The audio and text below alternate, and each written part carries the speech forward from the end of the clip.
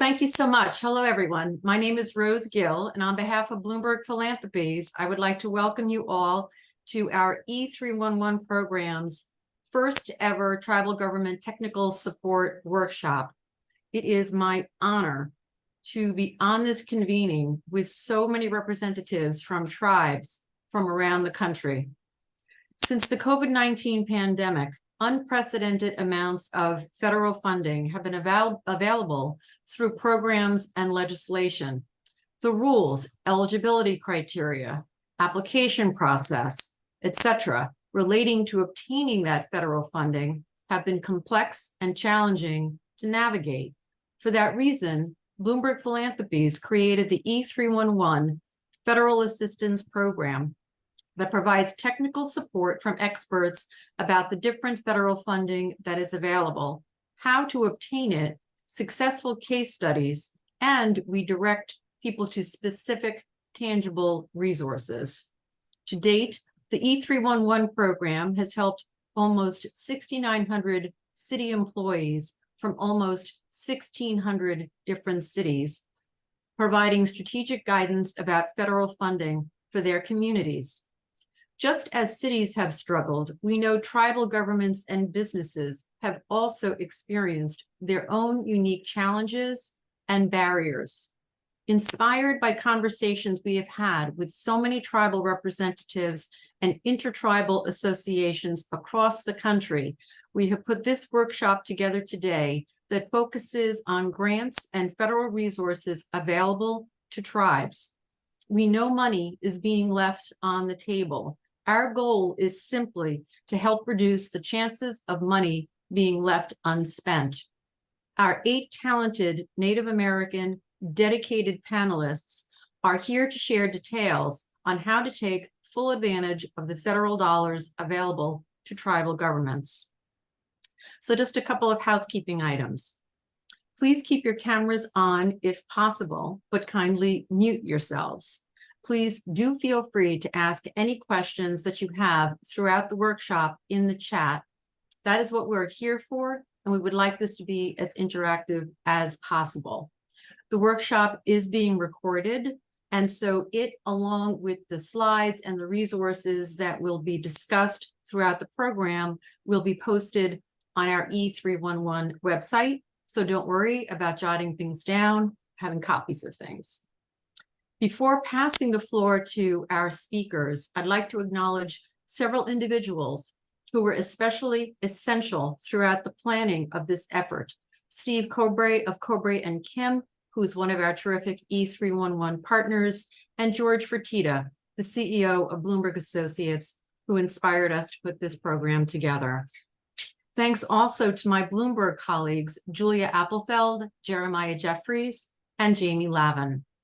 Now, without further ado, Jamie or Julia, if you could go to the next slide so we can take a look at our panel. This is, I won't introduce them each at this time. I'll do it seriatim as they are speaking, but suffice it to say, these are Native American leaders from various sectors. They include senior leadership from intertribal associations that are very well known, I'm sure, to everybody on this workshop. They hail from the private sector where they engage with the tribes around grants. We have grant specialists, specialists from NGOs who work exclusively with Native American tribes and businesses. And of course, we have several federal officials from agencies that provide funding, both from Treasury and from the Bureau of Indian Affairs with us as well. So we're so grateful to have everybody here. I'd like to begin the program by calling on Larry Wright to say a few words for us. And for that, we can go to the next slide, Julia. Larry is, I'm sure, well known to many of you, given his current position as Executive Director of the NCAI. Larry is also a former tribal chairman from the Ponca Nation in Nebraska. He has spent his career advocating for tribes and has a unique understanding of the needs of tribal nations. And so, Larry, we're delighted to have you here to open up our program. Thank you very much, Rose. And I was also asked to and have the honor to do a opening invocation. And so with all due respect to my elders on the call, I'd like to do that at this time in my language. So please pray in your own way as I open this up with a prayer. Aho wakanda, dena da haudani, omba de wadaik de ishti wiblahan shidadi, shirego wongi de agatik te wiblahan shidadi, ponkunga de bluga, daon wagilaga, nionshiga, uke de wongi de ekitahan wadombaga, nionshinga wanoshe hidi ishti da edo de kombega. Ade jubakti, agati daon wagilaga, idado udake ahigi, wadaikte adidahan degon, dena the hodani, gatega wiblahan shena. Thank you very much. We pray to a great spirit. We thank you for this day. Thank you for each of you for being here today. Thank you for the great spirit for all the blessings that he gives us. I pray for my Ponca people. I pray for all of our tribal nations. Say special prayers for our veterans and those the families of those veterans and all of those on this call and that work on behalf and all of those in Indian country that work on behalf of our tribal people back home wherever we come from. And we just ask great spirit to watch over us here today and have pity on us as we try to do things to further help our people. And again, we thank great spirit for everything that he gives us, both the challenges and the blessings. And so with that, I say, Wiblahan, thank you. Thank you, Larry. Next, we'd like to introduce Susan Maston, who needs no introduction. Susan is the executive director of NAFOA. She is also herself a former tribal chair from the Yurok tribe in California, and she was the former president of the NCAI. Susan, would you like to say a few words, please?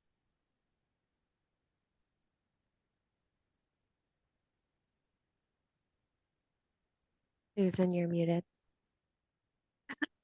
Ayukui Natamer. My warmest greetings to everyone. It's been my distinct honor to serve Indian country for over 45 years in a number of national roles. But I also was the chair for my local tribe, as you heard. In that role, I was able to build a nation, from creating the Yurok tribal base role to developing constitution, establishing our offices and hiring staff and creating administrative policies, as well as securing base funding.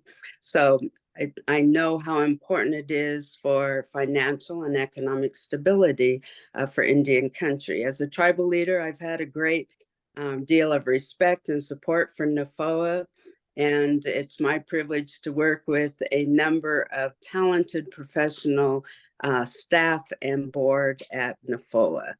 NAFOA has been dedicated for over 40 years to advancing Indian country through growing tribal economies and strengthening tribal finance. Our work includes advocating for sound economic and fiscal policies in Congress and with federal agencies. We offer innovative educational programs and foster thought leadership and dialogues that strengthen governance and empower tribal sovereignty. So I want to say that we offer a number of webinars. We have wonderful partners with our federal agencies, as well as corporation financial institutes, universities, and tribal governments.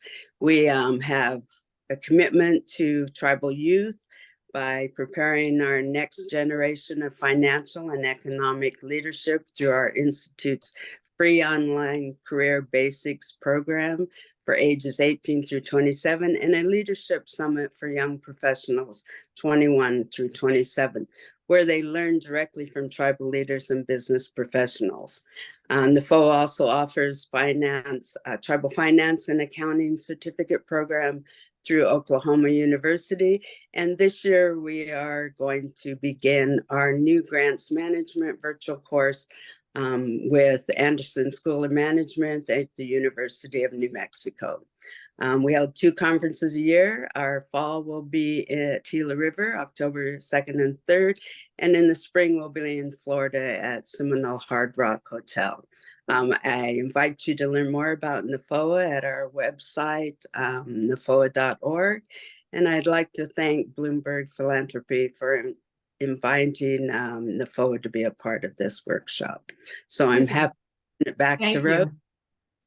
Thank you so much for sharing your network with us and for allowing us to attend your conference where we learned so much about the issues facing tribes as it relates to the federal funding, Susan. With no further ado, I'm very pleased and somewhat relieved to now introduce our next speaker, Will Micklin, who just joined us, was having some technical difficulties, but glad we overcame those because Will is also a renowned tribal leader. He has been in a variety of leadership roles over the last couple of decades, and federal agencies have appointed him from time to time to serve on their advisory committees. And to that end, currently, he is a secretary's appointee to TTAC, the Treasury Tribal Advisory Committee. And so, Will, hello, and thank you for joining us. Can you hear us? Geez, yes, I can hear you. Thank you. Thank you for the introduction. I am Sinket. My Sinket name is Yanyan Ish. I am a Tekwedi. I'm a child of the white man, grandchild of the Ganakati Raven, and I am Vice President on the Executive Council for the Central Council of Tlingit Haida Indian Tribes of Alaska. Richard J. Peterson is our president, and we are the federally recognized and regional tribe for Southeast Alaska, 38,137 square miles. If we were a state, we'd be the 38th largest state among the 50 states. We have 35,000 plus tribal citizens. And I'm also, in my day job, I'm the CEO for the Weepipe Band of Kumeyaay Indians, Robert Pinto Sr. Chairman. We're in federally recognized tribe and reservation in East San Diego County, California. So I thank you for the opportunity to speak to the Inflation Reduction Act, and I'm really hoping that we spread the information about the types of funding for tribes and Native corporations available through the IRA for tribal specific programs, environmental and energy programs, and tax credits and rebates. Congress provided the benefits, or provides benefits through tax subsidies as an inducement to build projects, but it views the benefits as an investment, and it makes it difficult for tribes as non-taxpayers to get the benefit of tax subsidies. The IRA provides tools to resolve this inefficiency and provide necessary market certainty through its credits and rebates that are direct payments to tribes and Native corporations and tribal citizens to implement clean renewable energy projects, including electric vehicles and charging stations and energy efficiency. I do wish to make note of what I see as 2 game changers to the IRA. One is the definition of applicable entities. That's where the tribal government that's annually listed as an Indian tribe by the Tribal List Act, and its subdivision. Any agency or instrumentality of a tribal government or subdivision is included in the definition of applicable entity. And Native corporations, defined in the Alaska Native Claims Settlement Act, meaning any regional corporation, any village corporation, or urban corporation, and any group corporation, Treasury is currently engaged with tribes and Native corporations about the Act's definition of applicable entities, while Treasury is also engaged in tribal consultation concerning the tax status of tribally chartered corporations. This is very important, but it pairs with the importance of direct pay as a game changer. With direct pay, tribal governments will be eligible to claim and receive a payment from the IRS equal to the amount of the tax credit. The payment is a refund paid after the project is placed in production. And for tribes that are considering energy efficiency projects for government buildings or enterprise buildings, there's the newly available authority to allocate commercial tax deductions that can also reduce the cost of energy efficiency projects through the reduction of cost to the project designer. What I think others will speak to and are important for tribes to keep in close attention are the provisions in the Act of tax exempt grants, which are all of the tribe's other grant awards that do not reduce the cost basis of the credit. That's hugely important. The filing of a tribe's tax return to get the payment in the following year, and a tribe's pre-register or pre-filing to claim the credit, and key terms and predicates to the investment credit and production credit, including applicable entities that I spoke to, qualified project, wage standards and apprenticeships, and in particular, energy community, with particular attention to the definition of energy community. With these tools, this opens up and connects tribes to credits and subsidies that we were unable heretofore to monetize. And while these are particularly important opportunities, we still have attention that we need to provide to those timelines in the Act that will be important to maintain through compliance. And finally, other extraneous issues like permitting. I keep talking about permitting, particularly over Forest Service federal public lands where the Forest Service believes tribes are not eligible to apply for special use permits, which are almost always essential for a project, particularly those connecting to the public electric grid. So these are incredibly important to all 574 tribes, including the 184 regional and village corporations in Alaska.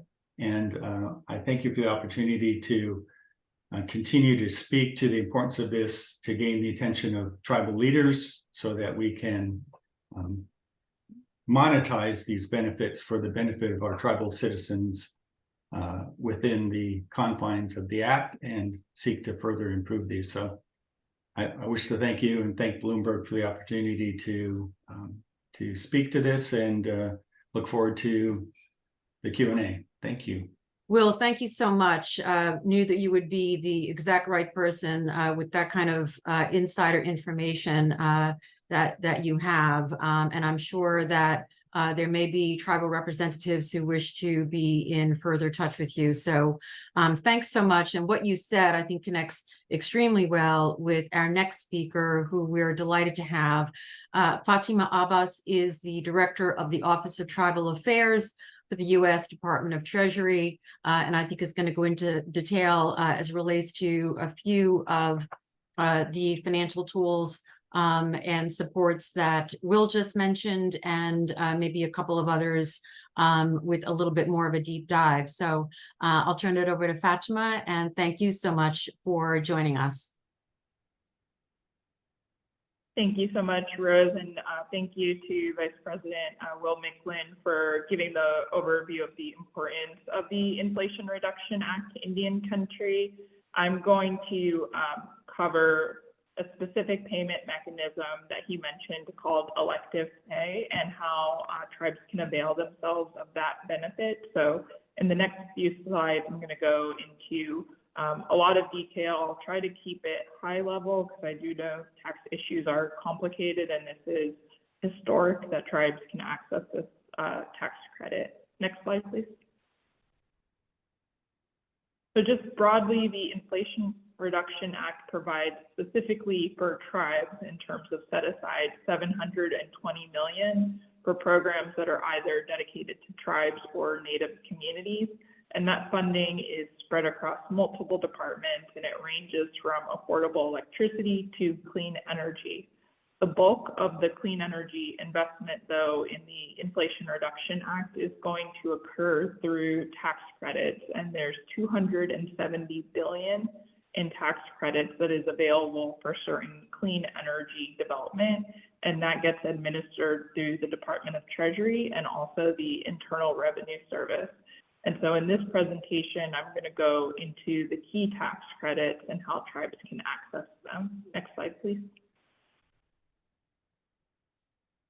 So ordinarily, to access the value of a tax credit before the IRA, a tribe had to partner with a third party. And so the third party would get the tax credit, and then they would pass some level of the benefit to a tribe. So a tribe always had to have a middle entity. And this structure existed because tribes don't pay tax, and so therefore there's no tax liability to get a credit for. And what this led to, both for tribes and also other governments, is the inability of governments to access a lot of the support system that flows from the federal government, which often comes in the form of tax credits, even more so than grants. And what happened is when tribes were having to go through this third-party structure, the administrative costs were much higher, and it resulted in seeing very low deployment of tax credits on tribal lands. Tribes provided significant feedback to Congress in development of the Inflation Reduction Act, and what this led to was Congress, for the first time, enabling a tax-exempt entity, which a tribe is tax-exempt, to be able to get a tax credit. And that's through this mechanism called elective pay, which we're going to go into further detail on. Next slide, please. So the Internal Revenue Service uses the term applicable entities to list the types of entities that can receive a tax credit. And most of these entities are not subject to corporate income tax. A few of them are, but most of them, as you can see, are governments or nonprofits. Next slide, please. With regard to tribal interests, a tribal government is directly eligible. A tribe's instrumentality or subdivision is also eligible. So for example, a tribal utility could be directly eligible if they are managing a solar project. Additionally, a tribally chartered nonprofit can also be eligible. And then outside of tribes, Native entities that are eligible include Alaska Native corporations and Native Hawaiian organizations. What's important to know, let's say if you're a tribe in Alaska, there's no duplication of a tax credit if an ANC is applying, if a tribe is applying for separate projects that might overlay on the same land or within the same area. Next slide, please.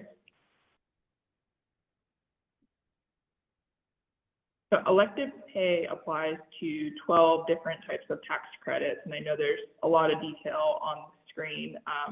In the next two slides, I'm going to briefly describe what some of these tax credits are, but as you can see, the types of credits that are generally subject to elective pay include energy generation and also carbon capture. This includes the production tax credit for the creation of energy from electricity from certain renewable sources like wind, solar, and biomass. And it also applies to investment tax credits for renewable energy, and then also investments in facilities. One of the important tax credits on this page is the one called the Low Income Communities Bonus Credit Program. That has a specific set aside for Indian lands, but tribes and tribal entities are also eligible in some of the other categories if they're operating on a low income area, or maybe, for example, putting solar on a tribally designated housing entity. Next slide, please. So this slide covers credits that include manufacturing, fuels, and vehicles. Interestingly, we've seen a lot of interest from governments on the last one, the vehicles. So if a tribe purchases a qualified electric vehicle, either for its government fleet or its enterprise fleet, it may be eligible for a tax credit, upwards of $40,000 tax credit. Next slide, please.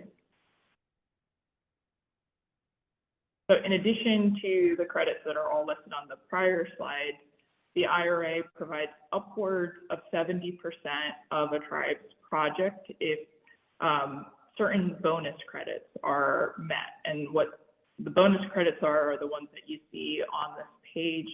They cover certain prevailing wage, procurement of goods that are made in America, location of projects in what are called energy communities, where a coal mine may have closed or is the site of a brownfield, and then the location of projects on low-income communities or on Indian land. So these are all stackable credits. We are in the process of doing a consultation this coming Monday on prevailing wage. So we encourage tribes to attend and provide feedback there. All of the guidance on these respective credits are still in development in terms of final guidance. Next slide, please.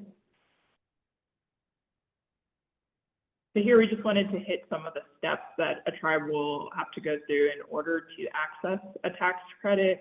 The first item that a tribe would do is to identify which of those many tax credits are you interested in and what's the type of activity or project that you want to pursue. A tribe would ordinarily need to obtain pre-project financing because tax credit, in contrast to a grant, is payment on the back end versus the grant enables you to fund a certain activity. So after a tribe completes a project and places it into service, then a tribe determines its tax year. And that's going to be based off of whether a tribe governmental accounting is fiscal or calendar year.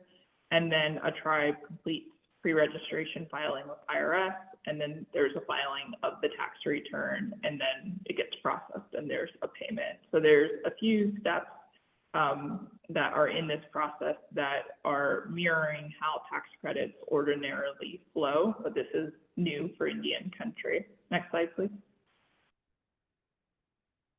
So we know that tax credits are inherently complex, and we intend to do a lot of educational outreach. One item we wanted to do is just break down how this flow looks. For example, on a potential project like the low income bonus credit project, which can involve solar, let's say on tribal housing.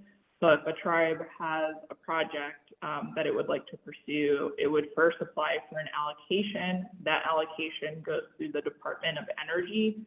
Then they receive the allocation, they place the project into service. If they place it into service early, let's say 2023, then they do pre-registration with the IRS, they file for the tax credit, and then it gets processed.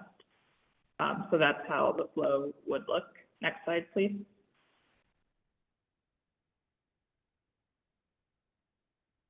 So in recognition that governments are going to need pre-project financing in the frequently asked questions on the draft guidance, Treasury does have an FAQ on grants and loans, and basically it provides that tribes can combine tax-free grants and forgivable loans with elective pay to finance a clean energy project.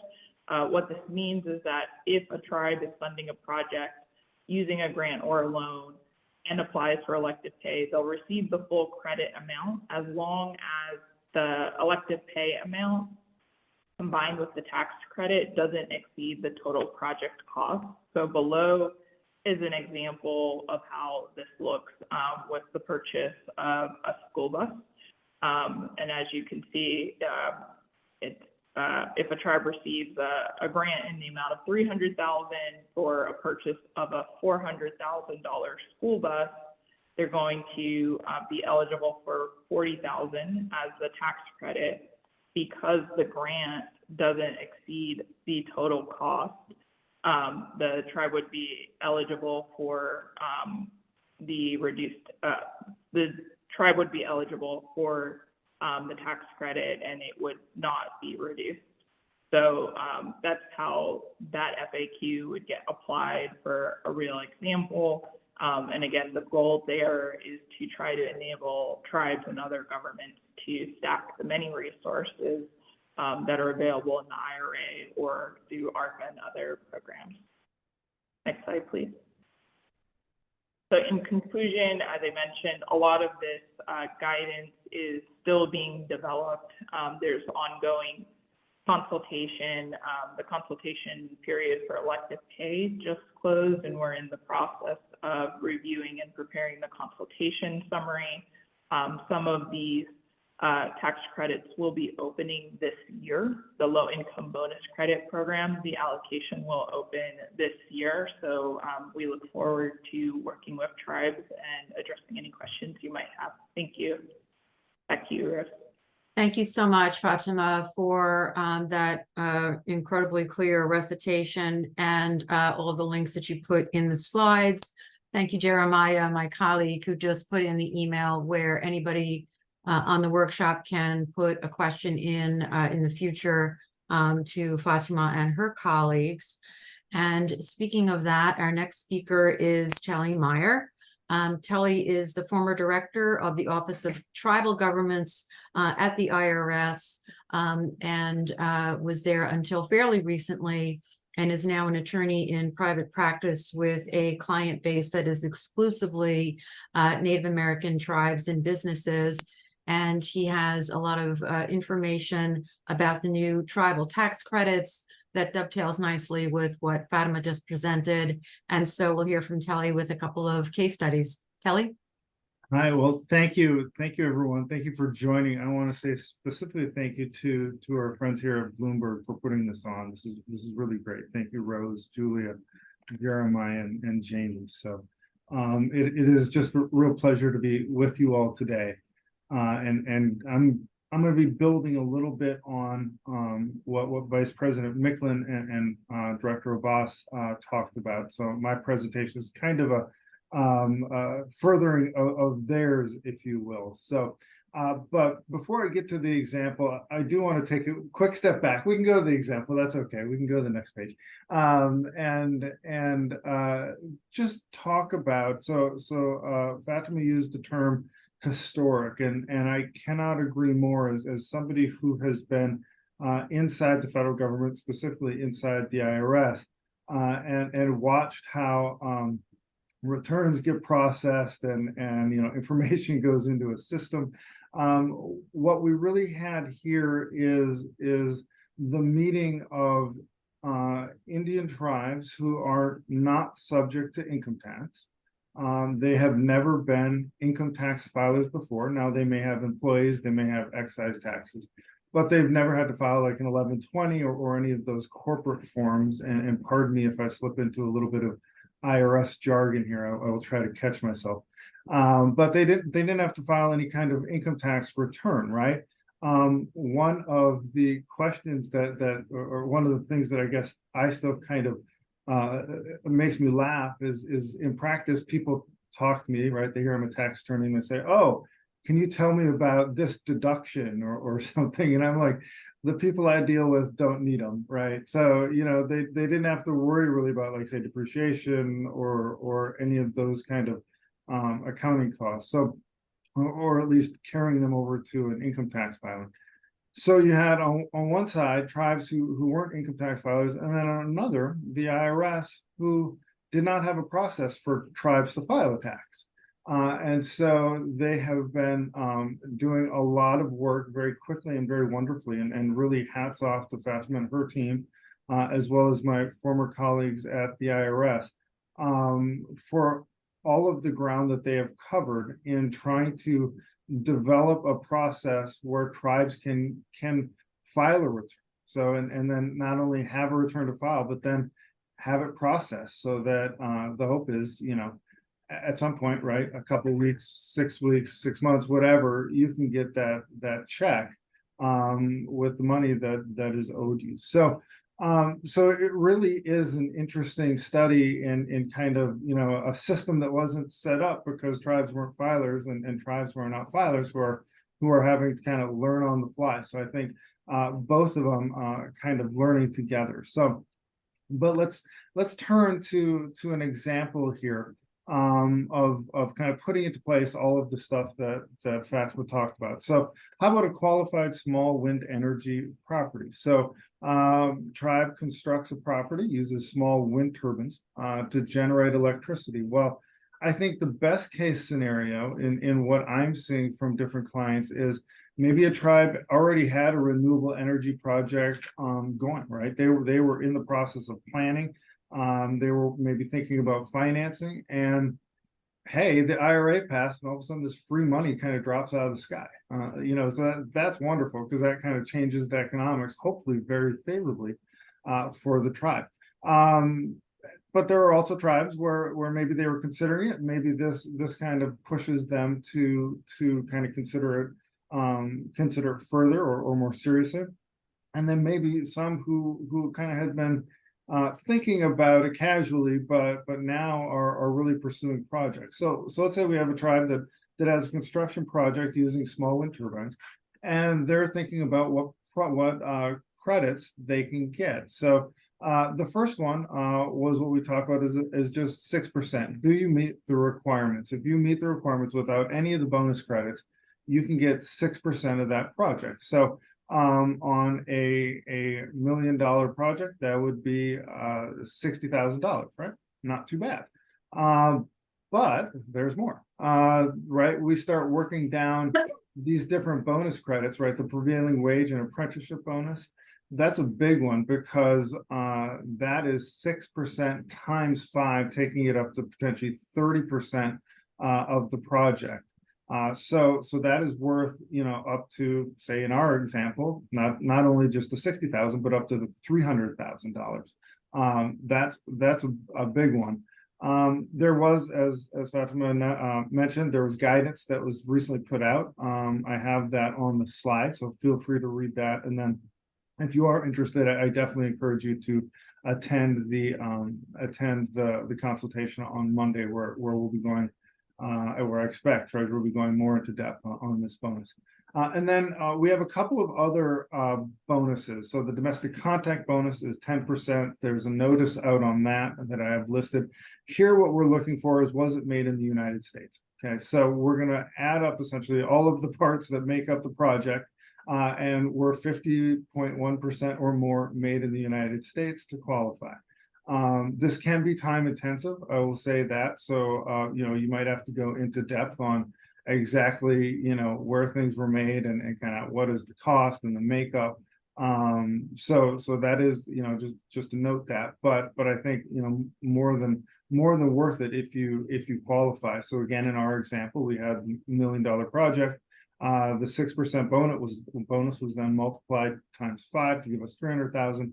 Now this domestic content would be worth an extra 100,000. And then the third, the energy community bonus, which we can meet in 3 different ways, where there's another 10%, so worth another $10,000 or $100,000 in our example. But we can meet that actually 2 ways, but then one of them has 3 different ways. To meet at the brownfield site. So this is for kind of toxic waste, you know, is there cleanup? You don't really have to know if it's there, as much as I've listed a website that will tell you if it's near you and if you're included. So feel free to look at that if you're interested, as well as some statistical categories for meeting it. So was there fossil fuel employment of a certain percent or more in your area? Was the unemployment rate at or above the national level for the previous year, or was there a coal plant closure in your area? So there are multiple ways to meet that energy community bonus. But again, you know, on our $1 million example, there is that's potentially worth up to $500,000 if you can meet all of the different bonuses. So now we'll go to the next slide, and we'll move to what we call, or I'm going to borrow what Treasury says, the 48 little e bonus, the low income community bonuses that Fatima called out. This can apply to the same project, but I want you to think about this as a little bit separate. The bonuses we just talked about, the prevailing wage, the domestic content, and the energy community, are just like kind of like your regular old routine tax credit, right? You go and you file your 1040, right? Hopefully on April 15th or before, and you claim your credits or deductions, and the IRS gives you a refund check. Well, that's a similar process for the ones we just talked about. These low-income community bonus credits you have to apply for. So there are 4 different types: the low-income community bonus, the Indian land bonus, which Fatima talked about, and then low-income residential building projects or low-income economic benefit projects. You get 10% for the first 2, the low-income community and the Indian land, and then 20% of the second 2, the residential building and the economic benefit project. These are so they are 10%. So they're not stackable in a sense that if you're on Indian land and you do a residential building project, you don't get 80%. You still max out at that 20%. But potentially this is worth another 20% in our project. And we would be able to then get, on our $1 million example, another 100,000 if we met the first 2, or 200,000 if we met 3 and 4. So we have to apply for it, and so there is going to be an application process. There is information out on it, but energy.gov will be hosting or taking the applications. I did check literally right before this when I was on mute waiting for us to start. I went to the website to see if it had been opened yet. It is not. It said it still says anticipated. So, but if you want to go to the website to kind of figure it out, that will actually take you to some of the guidance on this 48 little e bonus. So if we can move to the next slide. And I think just kind of pulling on that example that Fatima had of the $400,000 purchase, right, where you're getting the $300,000 grant, still qualify for a bonus. There are different ways to kind of piece this together. The Department of Energy has grants and loans. In fact, I recently saw one for funding of renewable energy siting, planning, expanding capacity. So this is kind of doing some pre-work, trying to figure out the project and how it would work. So that was a grant program.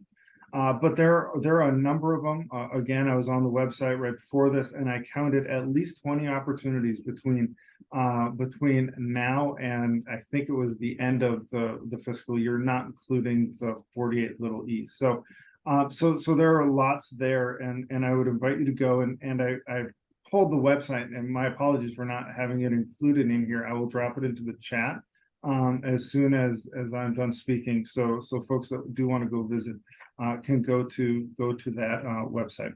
But that's not all, right? That's not all. What there's a game show or something, right, where they said that. So, but there's the BIA Federal Loan Guarantee and Insurance Program, which I think we'll learn more about. But I think you can get up to like 90% of your project insured and potentially guaranteed. So that's another thing to look at.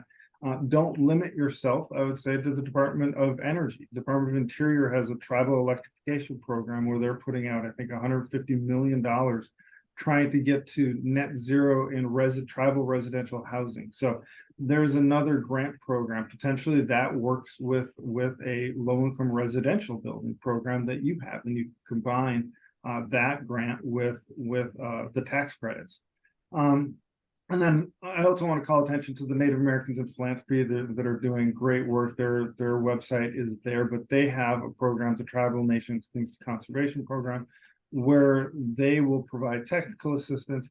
They will provide matching. So if you are trying to get a project off the ground, but you need matching funds, they will step in and provide that matching. So They really are a wealth of resources for tribes, and I would just ask you to consider them as you're thinking about funding a project.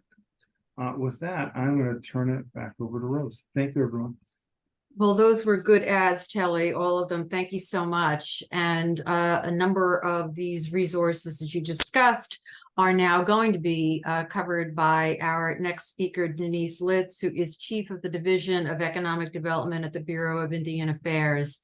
So Denise, thank you so much for being here, and we'll turn the floor over to you. Wonderful. Thank you so much. I want to first apologize for not using my camera. I am at an alternate location on vacation right now, so please forgive me that you won't be able to see me. I've tried everything with my system and it's just not cooperating. Shawant Eskanahe, greetings everyone. My name is Denise Litz. I'm the Chief of the Division of Economic Development in the Office of Indian Economic Development within the Department of Interior. It's my pleasure to join you all and talk about all of the great programs that we have available in our office. If you could go to the next slide, please. So we have three divisions now. We have the Division of Economic Development, we have the Division of Capital Investment, and we have the Division of Tribal Electrification. And we're going to talk about all three briefly. So our vision is for American Indian and Alaska Native communities to achieve self-determination through economic endeavors. And, our mission is important to make sure that we're supporting these communities to provide access, awareness, utilization of financial resources, and technical assistance options for economic development. Next slide, please.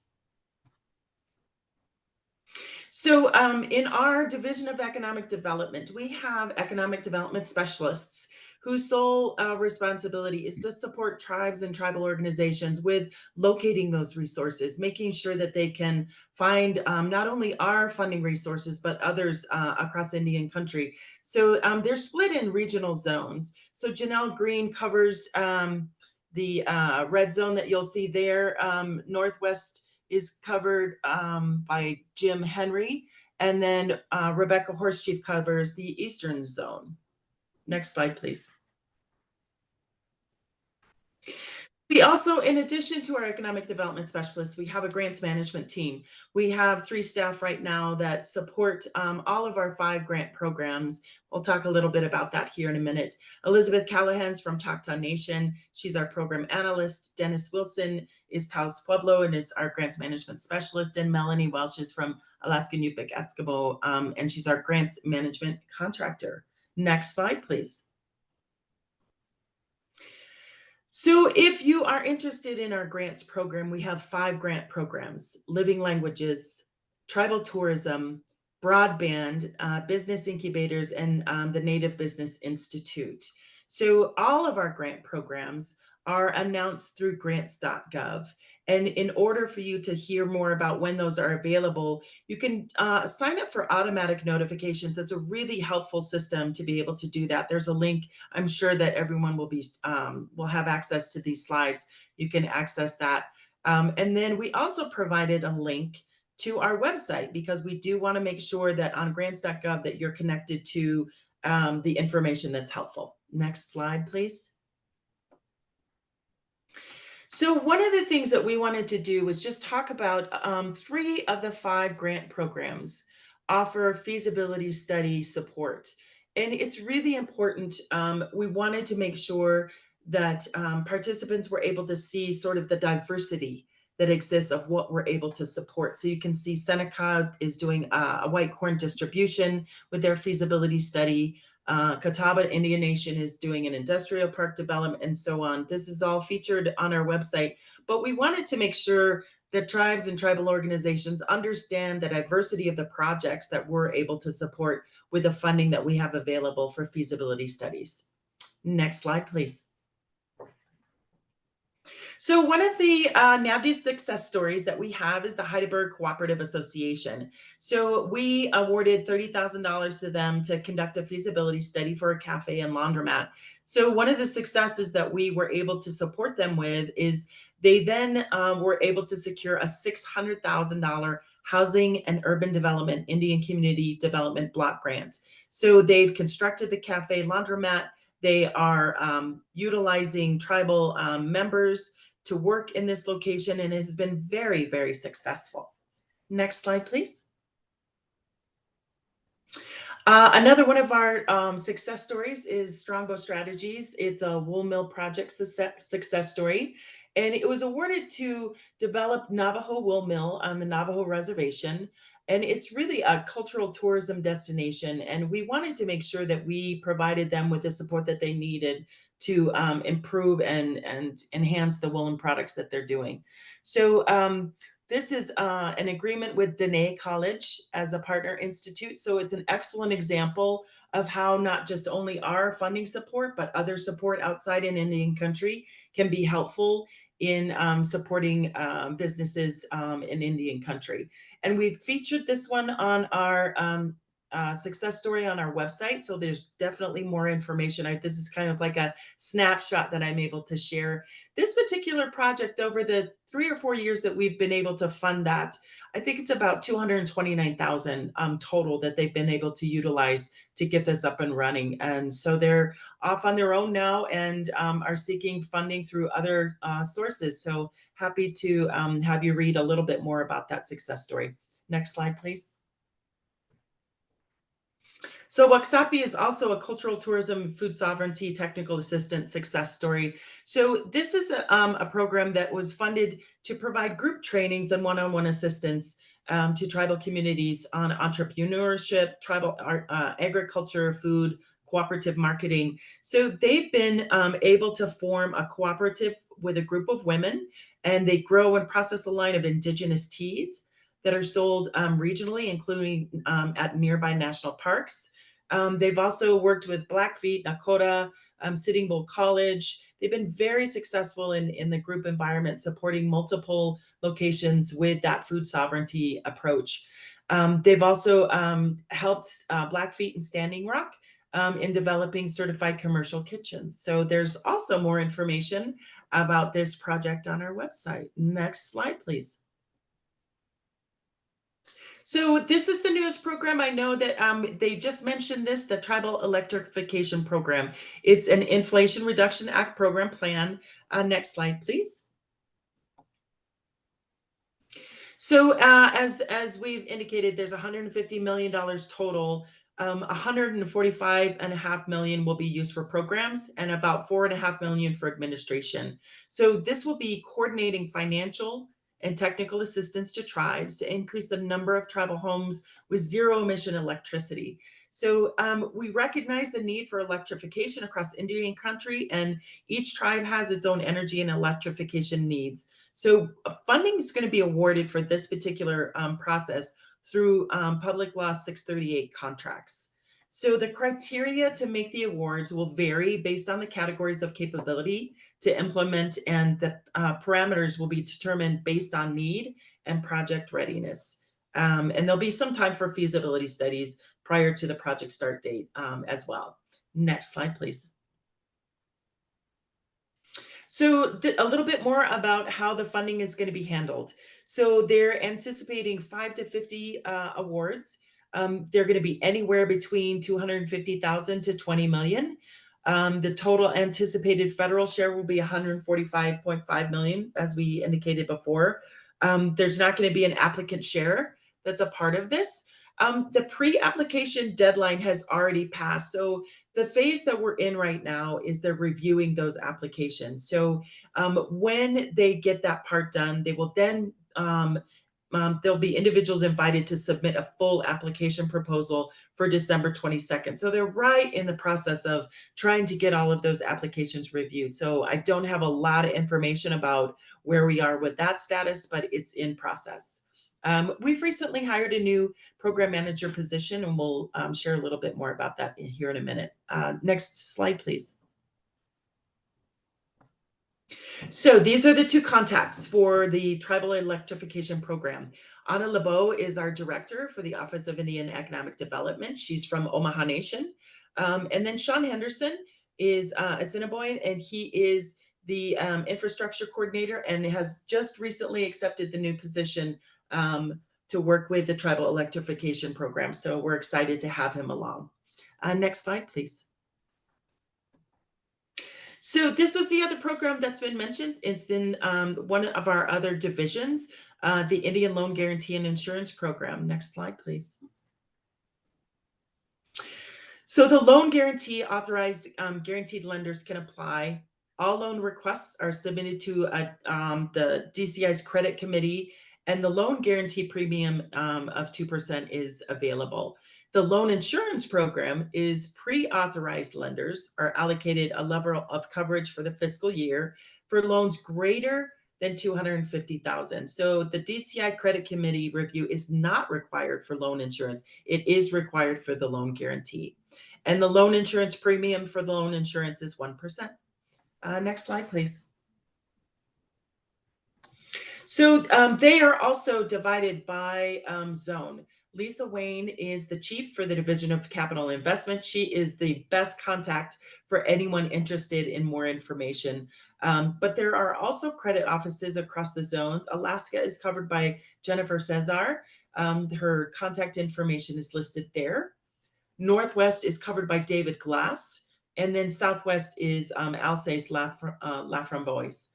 And the Eastern Zone is currently vacant. All three of the zone managers are currently collaborating to make sure that that Eastern Zone is covered. Next slide, please. So I wanted to just take an opportunity to share some success stories. Lavender's Blue is a literacy market. It's the Cherokee Nation. It's located in Tulsa, Oklahoma. They received, and these are all loan guarantee examples. The Children's Bookstore in Tulsa, Oklahoma, it offers tutoring for literacy, including specialization in dyslexia and special education, and an event space for theme-specific parties. Next slide, please.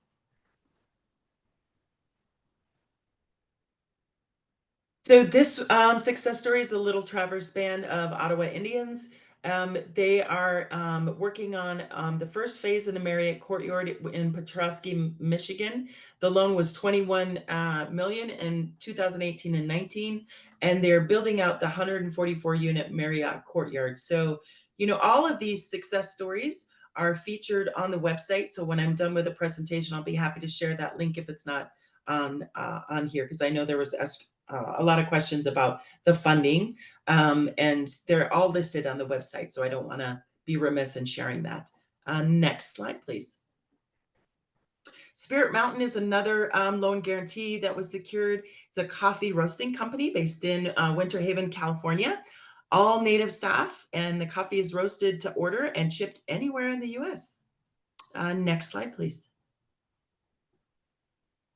So a couple, here's the link that I talked about with the success stories for Division of Capital Investment. These are a couple more examples of the kind of loan guarantee programs that we've been able to support. The Hotel Santa Fe, Waterworks Park in Redding, California, and the Diamond Center Hotel. So, and that's in Anchorage, Alaska. So there's a diversity in how tribes and tribal organizations can access capital through our loan guarantee program. We wanted to make sure to give a couple examples of the successful projects we've been able to fund. Next slide, please. So this concludes kind of the quick overview of our office. Myself is Denise Litz. That's my contact information. Don't hesitate to reach out if you have any questions. And Anna LeBeau is the director, and she'd be more than happy to share information as well. And Denise, Rose, I believe I'm turning it back to you. Denise, thank you so much. First of all, we do get to see you because your photo is on this slide. Yeah. That was wonderful. And My pleasure. in addition, thank you so much for joining us from your time off. I did not realize that that was the case. That was extremely generous. And, Oh, my pleasure. And for giving us the name, the email, the phone number, extensions of your various colleagues who cover these programs, because that's the kind of very specific nitty-gritty assistance that is just so helpful and important to people. So thanks very much. Jamie Lavin, do you think we should put a couple of questions to Denise now, or would you prefer that we hold until the end? we just had, Denise said, let's let you go. So you can go back to enjoying your vacation. We just had one question that had come in the chat, and I think it was about whether there's going to be another round of funding for the tribal electrification program, or was the deadline that just passed on Monday the last round. So my understanding is that this is the round that I'm aware of. If there are more rounds of funding that will be available, we can certainly let people know. I'm not aware that there will be another round, so stay tuned. We'll make sure that Anna and Sean get you guys information to make sure if there's another round that will be open, we'll keep you posted. Thank you. All right, and again, Denise, thank you and enjoy the rest of your time off. And with that, we will turn it over to one of our grant specialists, Anna Haynes, who is the founder and CEO of the Hosanigo consulting firm, and her client base is exclusively tribes. And as you'll see, she has had a tremendous amount of success in working with tribes on securing grants. And just also want to comment on all of the wonderful success stories that Denise Litz discussed as well. We really want to drive home the optimism and the reality of the funding that is available, that there is a light at the end of what can be sometimes a daunting process here. And so we're so glad that our guests have peppered their comments with these real tangible case studies and success stories. So with that, Anna, I will turn the floor over to you. Thank you so much, Rose. Yate Anotro, my name is Anna Haynes. I am Diné and Mescalero Apache. I am the CEO and founder of Hosanigo Consulting. We are a 100% Native American woman-owned consulting firm. We're based on Nuwu land in Las Vegas, Nevada. And as Rose said, we primarily serve tribes, tribal governments, tribal entities, as well as indigenous-led nonprofits. We help organizations and tribes to secure vital funding across multiple departments and service areas. And because of our approach to our grant writing and the mindfulness that goes into our grants, we have an incredibly high success rate that ranges between 90 to 95% year over year. And next slide, please. I'm going to be covering a lot of information, so I'm going to go ahead and drop our information email in the chat. So please feel free to reach out to us, and we can help with any of the things and topics that we cover, because there's going to be a lot here. So in my experience as a grant writer, as well as a contractor, I wanted to share with you some of the issues that we encounter during our journeys throughout Indian country. So in addition to all of the external challenges that we face a lot of internal challenges when it comes to fund development and grant writing. There's a list here. I'll just note a couple of highlights here. Limited capacity or time. We all have full-time jobs. I was a department director at one time. So grant writing is a full-time job in itself, and grant writing is a specialized skill. So having that support and skill is critical. One of the biggest things that I hear across Indian country and that I've experienced myself is that learning about grants at the last minute or after they have passed is one of the biggest barriers to receiving grant funding. Because of the way that it's communicated, there is no central repository for grant opportunities across government grants, foundation, and corporate opportunities.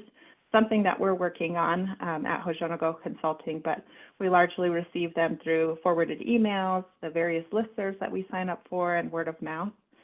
There's a lack of data that's needed to support applications in a lot of communities. We've definitely tried to work around that because where there's no data, there just isn't any data, so we have to do the best that we can with that. The other one that I will point out is, and someone had talked about it in terms of Native Americans in philanthropy being able to support tribes who are wanting to apply for grants but can't have challenges around the required match, which is sometimes between 15 to 25%.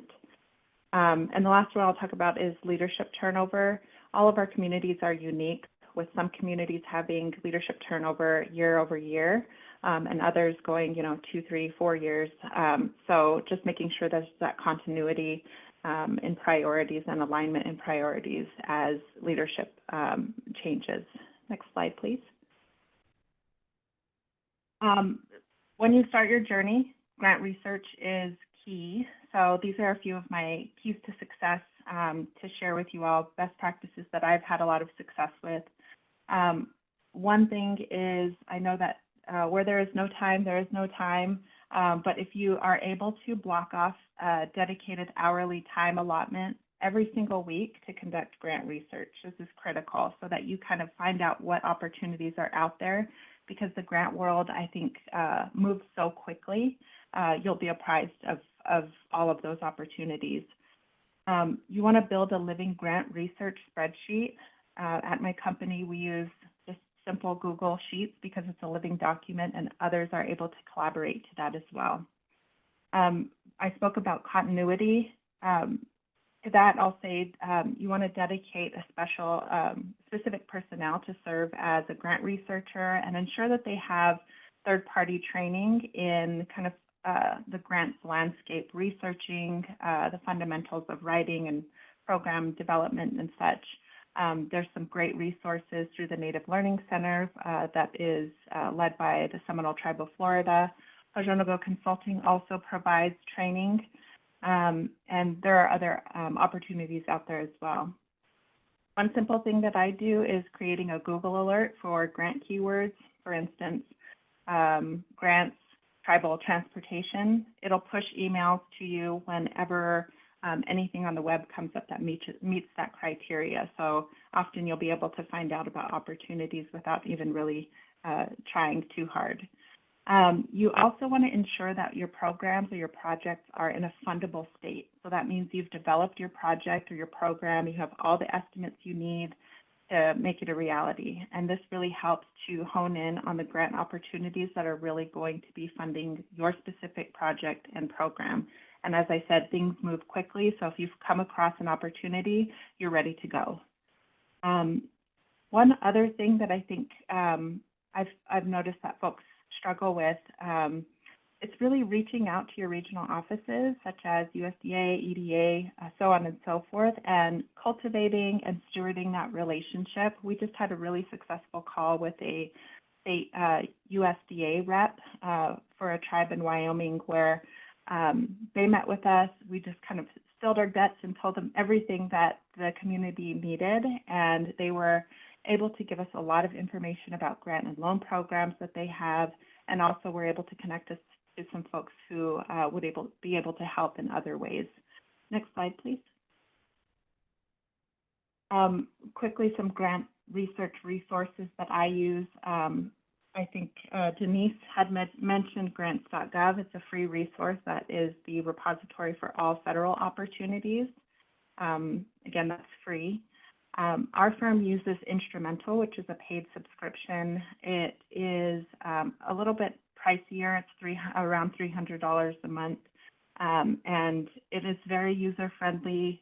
It will pull in grant opportunities based off of your criteria and kind of works in the background, and you're able to kind of go through and review those and pull them into a list that you can then put into your living repository. GrantWatch is another paid subscription. It is a little more cost-friendly. It's about $300 a year, but it isn't as user-friendly. And you don't have that option you have to kind of spend more time in there researching your grants yourself. And there isn't an option to pull those into an Excel spreadsheet. Your department's federal agencies, such as the BIA, HHS, so on and so forth, you'll be able to visit their website and sign up for their newsletters or grant alerts.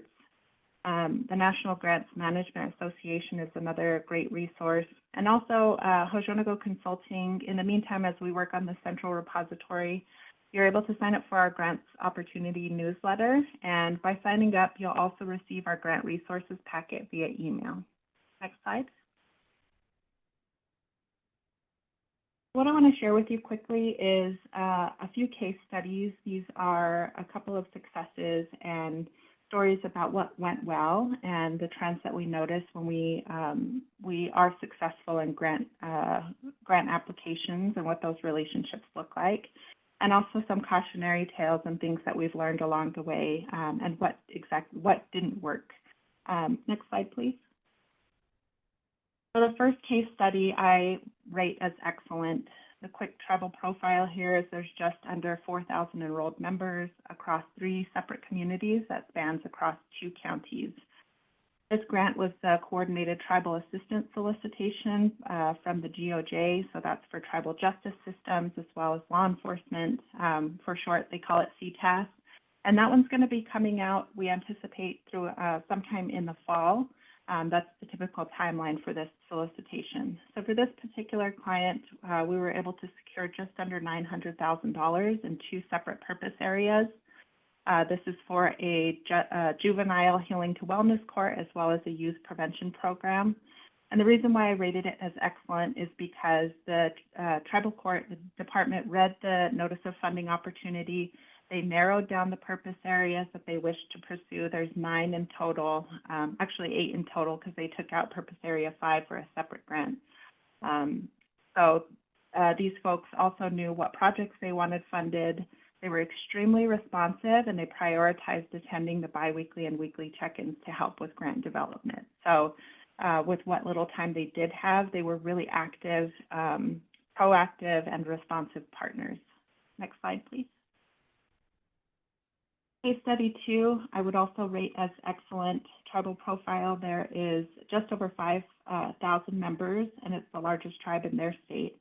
The grant is the bus and low to no emissions facilities and vehicles through the Department of Transportation.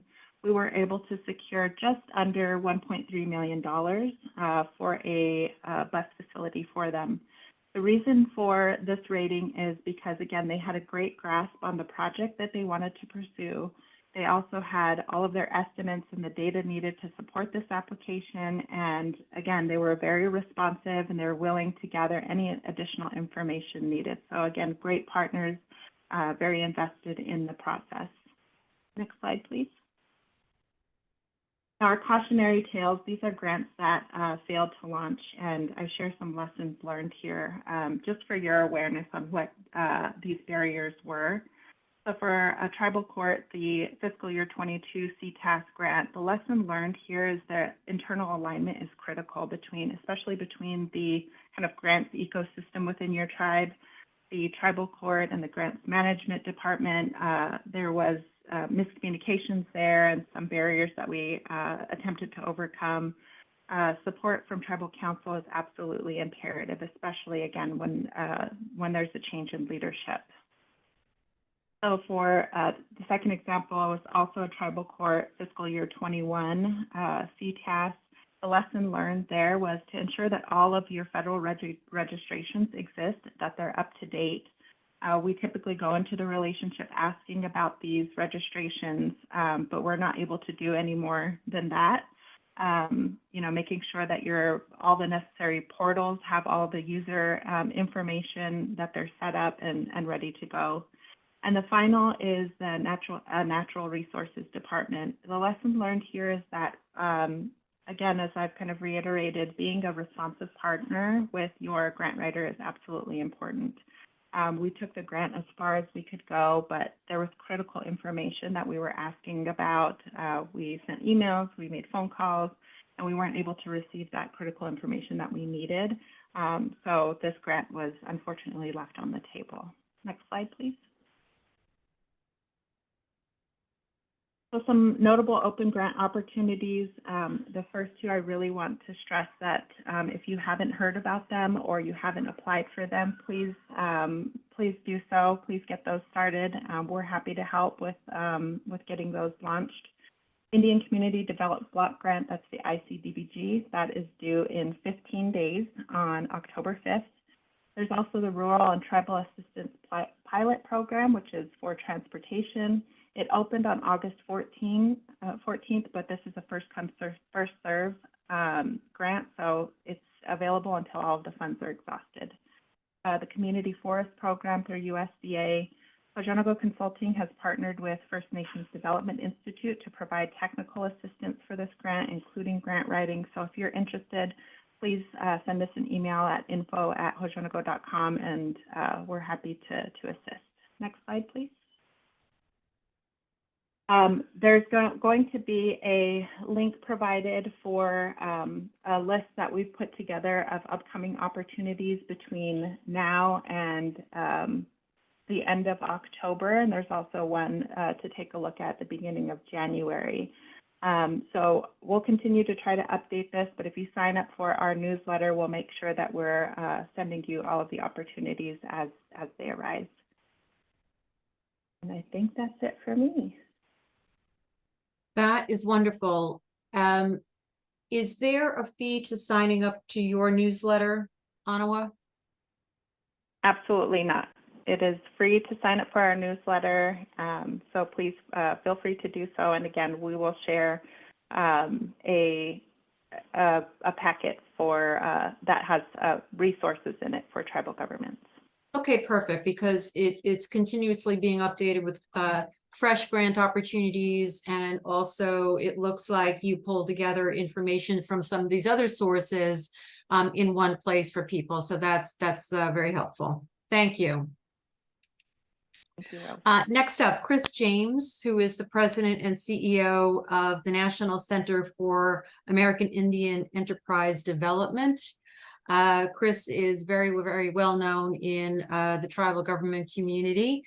His organization is an NGO that works exclusively with tribal governments to help them with economic development projects and to obtain financing in a lot of manner, shapes, and form. And so we will turn it over to Chris to talk about the great work that his NGO does with tribes and for tribes. And I think he's going to feature a couple of success stories by having several tribal leaders be spotlighted directly. Chris, thanks for being here.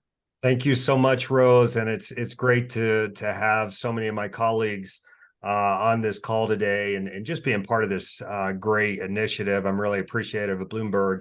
So I really think this has been I've learned a lot, which is awesome to say. My name is Chris James. I'm originally from Cherokee, North Carolina, Eastern Band of Cherokee Indians, where at one time I used to say I've spent the majority of my life. The older I get, unfortunately, I've lived all around the country, but that is my home. And today I'm going to talk a little bit about the National Center for American Indian Enterprise Development. We are a 501c3 nonprofit.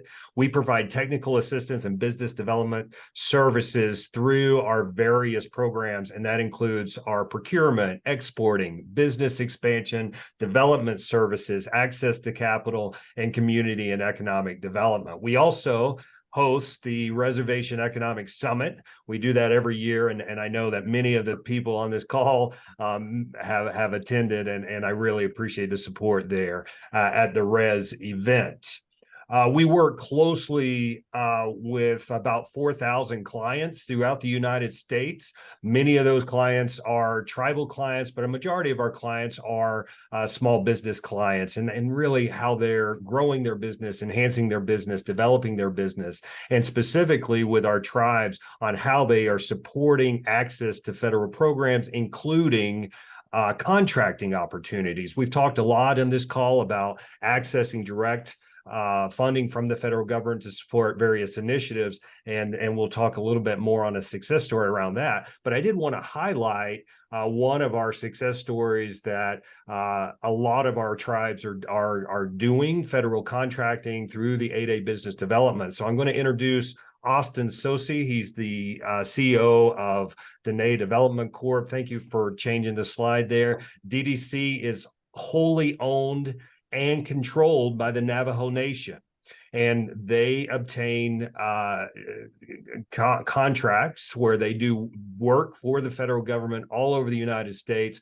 Austin's going to talk about some of those projects and some of that work, but the cool thing is they have contracts from DOE, DOI, DOD, and many, many others. So just a really great wealth of knowledge. The National Center historically has provided support to DDC as they have grown as a great organization. I'm going to briefly turn it over to Austin to talk a little bit about DDC and about the work that they're doing. Okay. Thank you, Chris, and I appreciate the opportunity of being here. And so yeah, I'm Austin Sosi, CEO of the Native Development Corporation, and we've actually been growing in the past 5-6 years, right? People talk about post-COVID or even during COVID, and we've been able to essentially double in size to where our revenues have exceeded $120 million per year. And we found that with NCIED's support of getting our name out there, making those crucial connections in those peer-to-peer tribal connections, but also connecting over with Native small businesses. And also most importantly is the government connections that as we attend Res Conference and continue those discussions, just making those introductions and getting our name out there to show them the good work that we've been doing across this country, right? Because we're in 30 states and 5 countries, and where we can continue to aggressively grow, and there's many avenues that Chris and his group avenues of support that they provide, including technical training and consulting. So it's great forums, and really has helped us to up our social responsiveness. So we've been able to give back millions in dividends in just the past few years, over $7 million in the past 3 years in dividends alone, along with supporting many different Navajo efforts, from the fair to economic summit of our own, and to plug into those small Navajo businesses, which that's a forum to just connect, to be able to promote one another. So through the conferences and ongoing trainings throughout the year, the National Center has been crucial to DDC's success. So yeah, and thank you, Chris. Thank you, Austin. And I just want to, I mean, the beauty of companies like DDC and many others that we have throughout the United States and Indian country is, these are really mature. I mean, $100 million in revenue a year. Congratulations on that, as well as doing work all over the world, I think is amazing. And then that direct support of economic development directly into the community, supporting all the things that are happening up at the Navajo Nation. So a great job. And I really thank you for your support, Austin, and great leadership. My next case study I'd like to highlight. This is actually Muskogee Creek Nation in Oklahoma. I want to introduce the speaker of Muskogee Creek Nation, Mr. William Lowe. Mr. Lowe happens also to be on the board of directors of the National Center, but I wanted Will to really talk about it as an elected official, as a speaker of the Muskogee Creek Nation. He was very instrumental on accessing many of these government programs that we've heard today. So I'm going to turn it over to Mr. Speaker Lowe, so he can briefly talk about some of the projects and how he's been supported not only from the National Center, but also how he's accessed many of these programs that's been talked about today. Speaker Lowe. Yes, sir. Thank you, Chris. Good afternoon, everyone. My name is Speaker William Lowe. I am the Speaker of the House for the Muskogee Creek Nation National Council. And just like Chris said, we have access to the ARPA funds. And, before I begin, I'd like to mention that our principal chief is the Honorable David Hill, and our second chief is the Honorable Dale Beaver. So just wanted to quickly say that. I'm one of 16 National Council representatives. And we all work together. We have 8 districts, two council representatives in each district. And one of the major things that we did with the ARPA funding was we did a couple of direct assistance payments to our citizens. And now we have just a little over 100,000 citizens. At that time, we were close to about 90,000, 89,000 citizens. And that was the premium pay that we did. And one of the major things that we've been doing now is, we're pretty much located. We're in Tulsa. That's one of the bigger areas for us. Tulsa, Oklahoma, Muskogee, Oklahoma.